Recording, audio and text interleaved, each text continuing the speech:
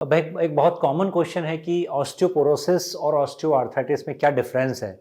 बहुत कॉमनली ये ओपीडी में पूछा जाता है और पेशेंट में कंफ्यूज रहते हैं।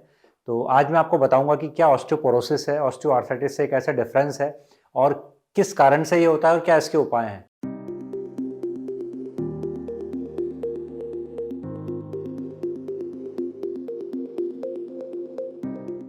नमस्कार, मेरा नाम है डॉक्टर धीरज दुबे और मैं शैल्बी हॉस्पिटल में सीनियर जॉइंट रिप्लेसमेंट सर्जन हूँ। So osteoporosis and osteoarthritis. Osteoporosis means आपकी बोन्स की डेंसिटी का कम होना, उसमें मिनरल डेंसिटी का कम होना, जिसे हम बोलते हैं हड्डियां खोखली हो गई, हड्डियों में से कैल्शियम निकल गया, इसे हम बोलते हैं ऑस्टियोपोरोसिस।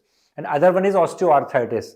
ऑस्टियोआर्थराइटिस है वो जोड़ों की प्रॉब्लम है, ऑस्टियोपोरोसिस हड्डियों की प्रॉब्लम है। सो ऑस्टियोआर्थराइटिस में क्या होता है, आपके हर जॉइंट के बीच में जो कार्टिलेज होता है, एक ग्रीस होता है, एक गैप होता है, उसके खत्म होने को हम ऑस्टियोआर्थराइटिस बोलते हैं। So this two are totally different thing. So इसमें आपको कंफ्यूज नहीं होना है। अब क्योंकि ऑस्टियोआर्थराइटिस की बातें हम पहले वाले वीडियोस में बहुत कर चुके हैं, काफ़ी मैंने आपको उनके बारे में बताया है, तो आज हम ऑस्टियोपोरोसिस की बात करेंगे। Osteoporosis is very common now a days. उसके बहुत सारे कारण हैं, जैसा कि मैंने आपको बताया। ऑस्टियोपोरोसिस का हम डायग्नोसिस कैसे करेंगे? एक बीएमडी टेस्ट होता है, बोन मिनरल डेंसिटी टेस्ट, वो हम कराते हैं। उसकी कुछ वैल्यूज़ होती है, अगर वो -2.5 से ज़्यादा है तो हमको ऑस्टियोपोरोसिस है। क्या कारण इसके हैं? The most common reason is sedentary lifestyle. अगर आपकी लाइफस्टाइल सेडेंटरी है, आप एक्टिविटी नहीं कर रहे हैं, तो आपको ऑस्टियोपोरोसिस होने के बहुत ज़्यादा चांसेस हैं।